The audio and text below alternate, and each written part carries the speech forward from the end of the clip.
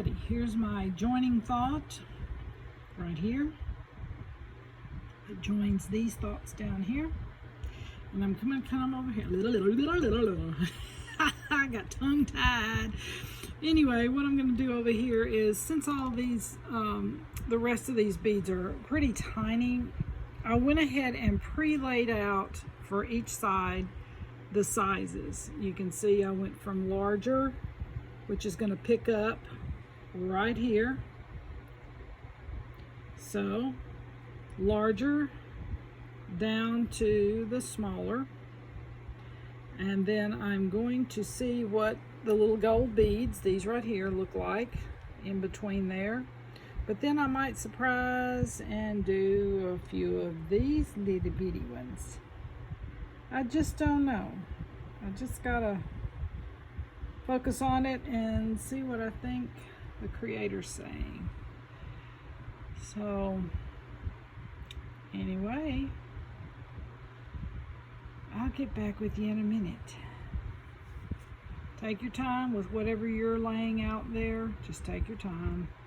Don't rush, don't hurry. Things happen in the time frame they're supposed to.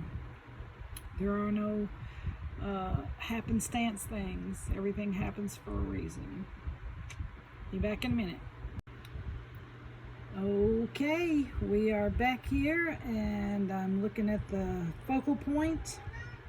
I've evened it up. If you'll notice, everything's lined up down here, and I'm coming up, coming up, coming up. There's my second thought right there, and here's all the little tiny gold beads in between, and I decided to add a little more of the red at the top, because I'm going to put a beautiful gold hammered clasp on this. I think it will bring it into a contemporary look, even though this is a kind of a traditional Southwestern American Indian look, but I wanted to give it a little more of a contemporary edge. So that's what I'm doing. And if you'll notice right here, notice it looks like they're uneven, because they are. So when you have beads, he cut beads like this, where they're all not uniform, this is a trick that I do to make sure that everything's level. So we've got, you can see right here, oops, sorry, that's why I've got all this, I'll get my tongue right, lined up evenly, so I can see that there may be one or two beads different, but they're all lined up evenly. And I'm coming down here, and you can see the difference in the cuts in these right here. So we're coming down, and when you look at it, it is one bead too long. So on this side, I am going to take that one right there out, that first little turquoise piece. I'm going to take it out, and it's probably going to level it all up, and then we'll work on the clasp. But that's kind of a trick that I do when I'm working with these unevenly cut beads, to try to make sure we have a uniform look where something's not crazy on one side, and you know what I mean. Anyway, all right, I'm gonna get back to it. My cat just left with a pistachio nut. Now I gotta go find it. Be back in a minute. That was quick, and that one little piece I took out of the turquoise lined it up perfectly. So that's where I'm going. I'm going to pick out my clasp and put that on, and then we will be back. Okay, so this is the clasp that I've chosen, which is a hammered looking gold tone S clasp. And so to tie all this in, because my crimp beads right here, my crimp cover is going to be silver, which, a lot of people go, why don't you use gold? Well, I could, but it's also predictable, and I don't mind a simple single bead at the end of another color. I don't mind that at all. especially since we got just a little bit of silver right down here in the end. You can see in the middle, just a few little silver beads in there. So it all ties in together. So I'm going to go back up here, and what I did to tie in the gold from the bottom to the gold to the top, and these little beads in here are gold, is I put what I call a finishing bead on the top in a gold color, which ties in the clasp. And then when you put the mixed metal color with the silver, and silver is considered neutral like black, it just has a beautiful finish to it once it's complete. I just love the way it looks. So I'm going to put this clasp on, and then I'll get back with you and show you the finished product. It's exciting. Got her done. So here is the finished on the top. You can see the two gold